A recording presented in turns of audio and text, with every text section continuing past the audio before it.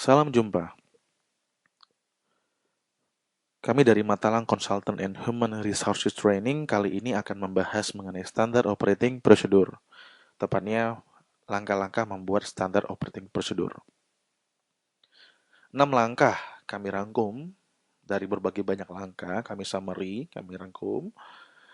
Dan ini dapat digunakan untuk perusahaan kecil, usaha kecil, menengah, ataupun besar. Karena pada prinsipnya SOP itu sama, hanya kandungan atau esensi yang terdapat dalam SOP itu tergantung dari masing-masing bentuk usaha atau bisnisnya. Oke, untuk mempersingkat waktu, mari kita mulai. Sebelum kita memulai untuk membuat SOP, langkah-langkah yang saya akan jelaskan, mari kita samakan dulu persepsi kita, pandangan kita tentang apa itu SOP. SOP adalah sekumpulan langkah-langkah yang menjelaskan tentang proses suatu bisnis ataupun usaha. Di dalamnya tercantum mengenai siapa atau visinya atau misinya, targetnya, siapa yang melakukannya, job description, bagaimana. Dan samping itu SOP adalah sebuah alat tools yang sangat bermanfaat dalam menjalankan bisnis atau usaha. Karena SOP ini berisikan atau bisa menjadi koridor atau batasan sehingga target yang dicapai tidak perlu harus lari dari koridor yang sudah ditetapkan. Tentunya SOP ini adalah kesepakatan. Kenapa Anda butuh SOP? Sebelum saya lanjutkan, saya ingin bercerita sedikit. Banyak saya bertanya kepada rekan-rekan saya yang memiliki usaha, baik kecil, besar, dan menengah. Terutama saya fokus kepada yang kecil. Apakah dalam usaha Anda sudah memiliki SOP? Dan rata-rata jawabnya, belum. Kenapa? Saya tanya. Menurut mereka, mereka belum butuh SOP. Karena usaha mereka masih kecil, karyawan masih sedikit, dan belum ada pengembangan. Saya tersenyum dan saya mengatakan, nah, itulah gunanya SOP. Dalam SOP itu juga tertuang visi, misi, tujuan, target, pengembangan, ataupun apapun yang ingin Anda capai. Tentu dong, perusahaan besar tidak mungkin besar, pasti diawali dengan kecil. Dengan SOP Anda bisa lebih efektif. Dan dengan SOP Anda bisa memahami proses bisnis usaha Anda. Jadi tidak lari dari target, tidak lari dari cita-cita perusahaan tersebut. Jadi kenapa Anda butuh SOP? Salah satunya adalah untuk memahami proses bisnis usaha Anda. Saya yakin banyak para usahawan-usahawan yang belum mengerti bisnis prosesnya apa. Apa yang akan dicapai? Apakah sekedar ingin buka-buka usaha atau ikut-ikutan atau ingin sekedar berpartisipasi sebagai entrepreneurship. Tentu harapan semua orang ingin buka usaha dalam bikin usaha yang besar. Nah, SOP menjadi aturan-aturan yang akan menjaga agar target tercapai sesuai dengan harapan. Walaupun miss dari target, tapi tidak akan jauh lari dari koridor yang sudah ditetapkan. Nah, dengan SOP tersebut juga, Anda bisa sebagai alat ukur untuk memastikan bahwa semua aktivitas karyawan bergerak ke arah dan tujuan yang sama. Meminimize adanya error. Coba pahami, sering terjadi di sebuah perusahaan kecil. Karyawan A dan karyawan B sudah disampaikan secara lisan tugasnya A, B, C, D. Tapi biasanya melaksanakan dan tujuan untuk mencapai kerjaan tersebut berbeda.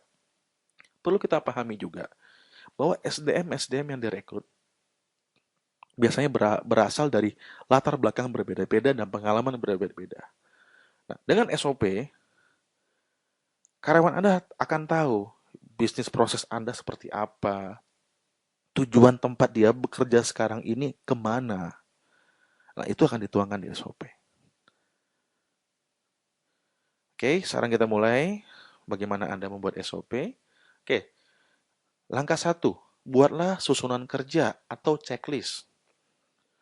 Jika Anda punya manajer atau sudah punya bawahan yang memiliki manajer-manajer untuk mengawasi bisnis proses Anda, coba minta kepada manajer Anda atau supervisor Anda atau kepala kepala divisi Anda agar berbicara dengan bawahannya untuk menentukan hal-hal apa saja yang akan dibahas di standar operating procedure yang akan dibangun. Kalau misalnya Anda tidak punya manajer atau supervisor, Anda langsung bertanya kepada pekerja Anda. Kira-kira apa sih yang harus dibahas? Apa sih yang kita lakukan? Apa sih yang dibuat di setiap aktivitasnya per hari-hari? Buat susunan kerja, buat checklist. Tujuannya agar tidak lari dari koridornya, tidak lari dari tujuannya. Itu langkah pertama. Langkah kedua, rencanakan alur proses atau flow-nya. Pertama, tentukan format. Format SOP-nya seperti apa. Terus, sepakati format template-nya, header-nya, tulisannya. Memang terasa sangat sepele, tapi hal ini akan terlihat dampaknya setelah jadi. Karena masing-masing perusahaan mempunyai eh, style yang berbeda-beda. Nah, sepakati formatnya seperti apa, urutannya seperti apa. Apakah membahas struktur organisasi, setelah itu job description, apakah prosesnya, apakah marketingnya, apa marketing and salesnya, masalah gudang, masalah audit, masalah apa, apapun. Tetapkan di sana, sepakati, dan tetapkan alur prosesnya. Apa dulu? First, misalnya contoh yang pertama wawancara, atau terus collect data, apapun, tetapkan. Nah, dan terakhir, tentukanlah bagaimana SOP tersebut akan diakses. Bagaimana orang-orang yang berada dalam perusahaan itu dapat mengakses SOP.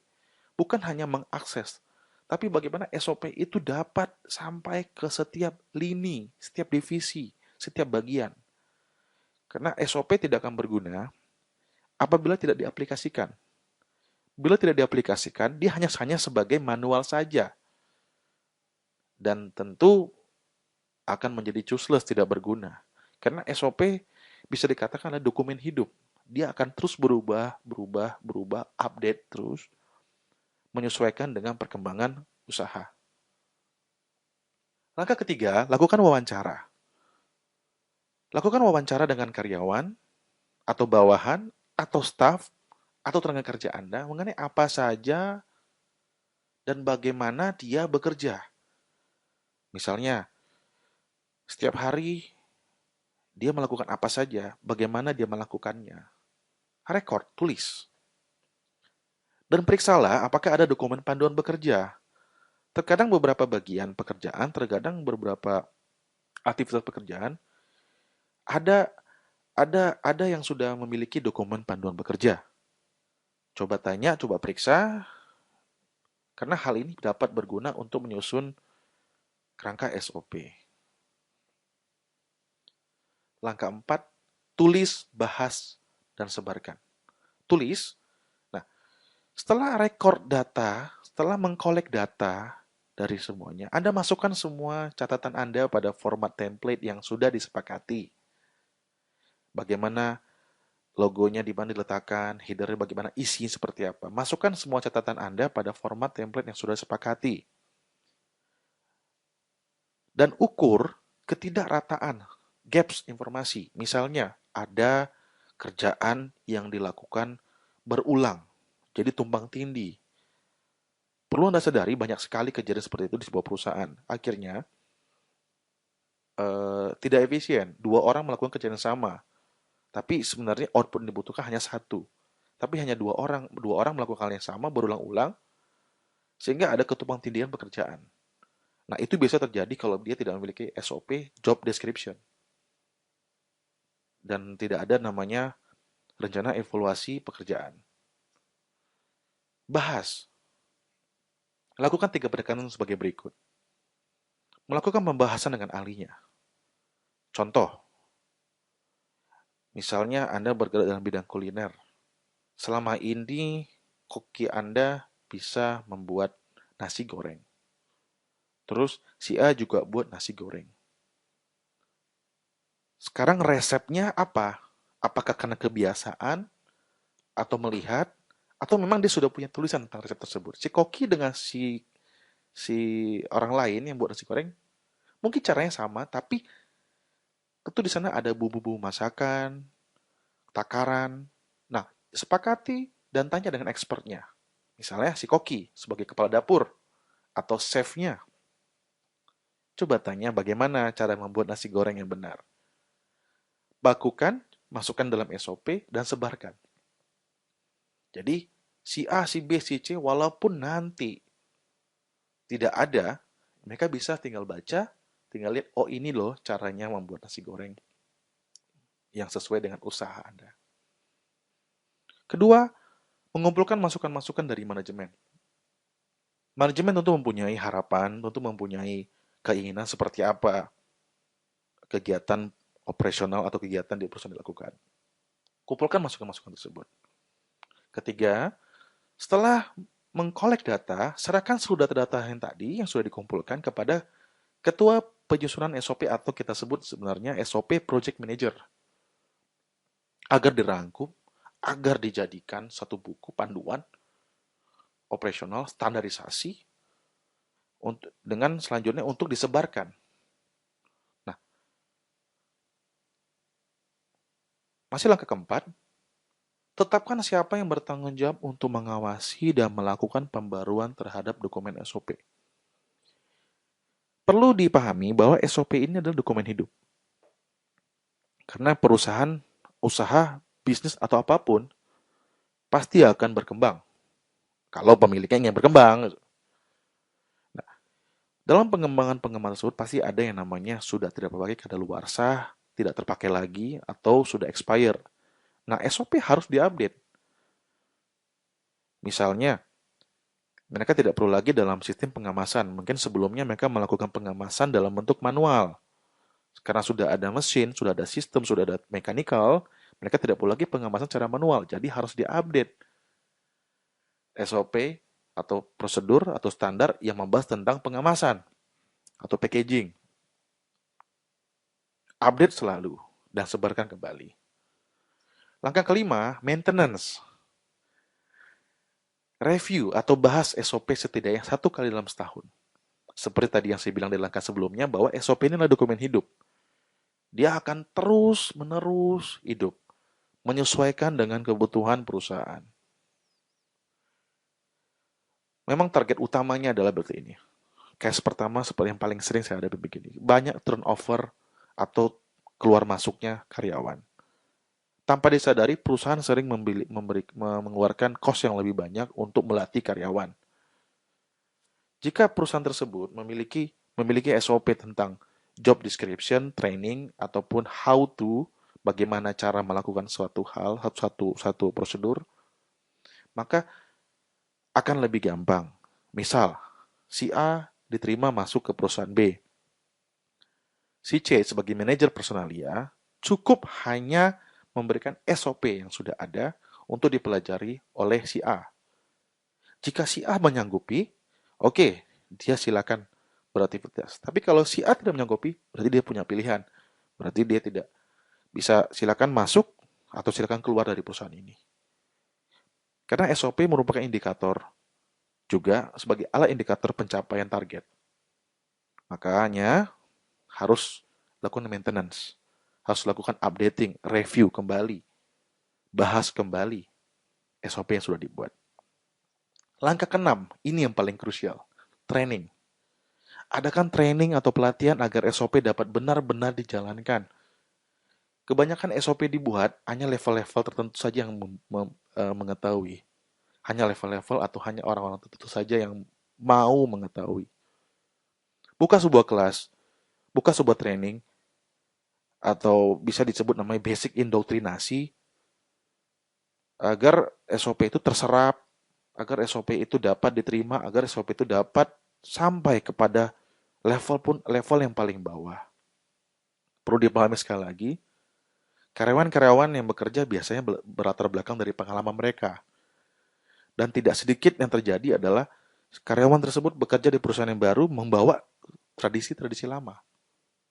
Jadi dengan training atau dengan basic indoktrinasi, kita kikis tradisi lamanya, terutama yang tradisi lama yang tidak sesuai dengan perusahaan yang baru, yang tempat dia bekerja di perusahaan Anda, untuk agar selalu menyesuaikan dengan apa tujuan dan target yang ingin dicapai di perusahaan yang sekarang dia bekerja. Training ini banyak macamnya. Anda bisa lakukan, Anda bisa minta provider, atau Anda bisa minta provider training, seperti contohnya para konsultan, untuk masuk ke perusahaan Anda berikan SOP, untuk menyebarkan kepada divisi-divisi tertentu, atau semua divisi. Karena target SOP, bila sudah jadi, itu belum bisa dibilang target tercapai apabila belum sampai ke tiap personal, ke tiap karyawan atau tenaga kerja. Karena ingat, SOP ini berisikan langkah-langkah atau langkah-langkah dalam menjalankan bisnis proses di perusahaan Anda. Training merupakan salah satu cara yang sangat efektif untuk mengukur sejauh mana karyawan Anda dalam melaksanakan tugas yang diberikan oleh perusahaan. Oke, itu langkah keenam, langkah terakhir. Nah, balik lagi seperti yang saya bilang, 6 langkah tersebut sangat efisien, sangat efektif kalau jika Anda ingin membuat satu standar operating procedure. Dan SOP, kalau menurut kami, Matalang Consultant and Human Resource Training, bahwa SOP tidak hanya untuk perusahaan besar. SOP juga bisa digunakan untuk perusahaan kecil, menengah, ataupun besar sama sekali. Jadi, buatlah standarisasi perusahaan Anda, sesuaikan dengan kebutuhan Anda. Sebisa mungkin jangan lakukan copy paste. Banyak SOP-SOP yang beredar di internet dimanapun, bisa Anda copy, tapi perlu Anda pahami bahwa SOP itu dibuat belum tentu bisa diaplikasikan ke di perusahaan Anda. Karena perusahaan Anda memiliki style sendiri, walaupun mungkin bergerak di bidang yang sama. Oke, demikian dari kami, dari Matalang Consultant and Human Resources Training. Jika ada ingin ditanyakan atau untuk pendampingan, silakan kirim email di matalanggroup@gmail.com. Kami akan sangat senang sekali untuk mendampingi Anda, untuk membantu Anda dalam mencapai target Anda. Terima kasih, sampai ketemu di materi selanjutnya.